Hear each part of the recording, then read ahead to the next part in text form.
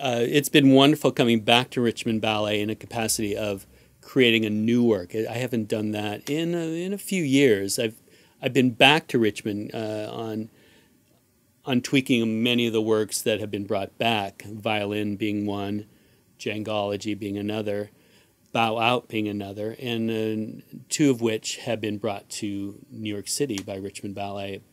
This is probably a work that I would not have created on many other companies because this is a work that really needs the dancers' involvement and their collaboration. And the dancers in this company are true collaborators. And I believe in when I choreograph, they are collaborators. They're not just pawns for my choreography.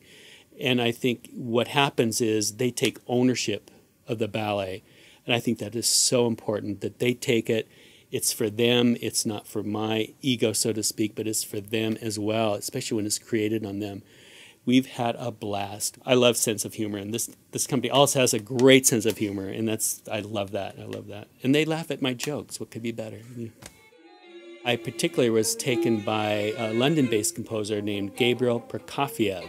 He is really the grandson of Sergei Prokofiev. He studied composing classical music. He is educated in that, but his background is mostly producing dance, electro, and hip-hop music. But now he's returning back to his classical roots, and he composed two quartets.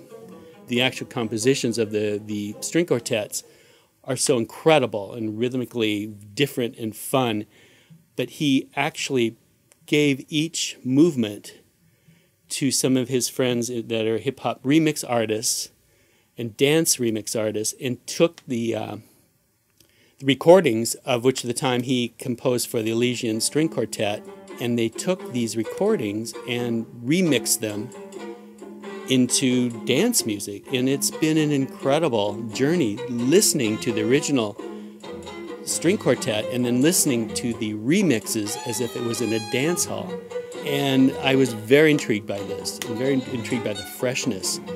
And it just had dance written all over it, of course. So we really had, I think, a lot of fun together in the studio, trying out movements to these various recordings, various tracks, and picking at the same time. So it really was created within the studio with the dancers and myself, and just really hunkering down with the music. The designer I picked for this new work has been Sandra Woodall, who has been represented with Richmond Ballet quite often with my works. She usually designs probably for 95% of all the ballets I've done throughout the world.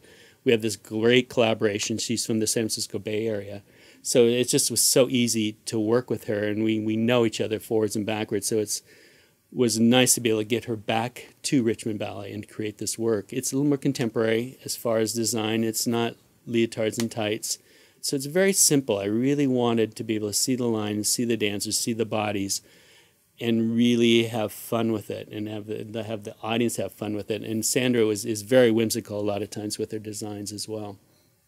My background, I can't forget, is really in classical ballet. And when I'm commissioned to do works, I usually go to point work in the classical realm and just try to work out ways of dealing with point work in different levels, whether it be, in this case, kind of integrating hip-hop a bit with classical ballet, that I really use all aspects, different forms of dance, but I incorporate it. I always go back to my classical roots. I want the audience to experience, just to have a lot of fun.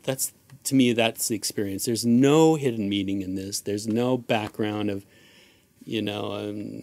anything other than music, dancers, and dance. And I want them to just enjoy themselves and experience not only my choreography, but the dances of Richmond Ballet.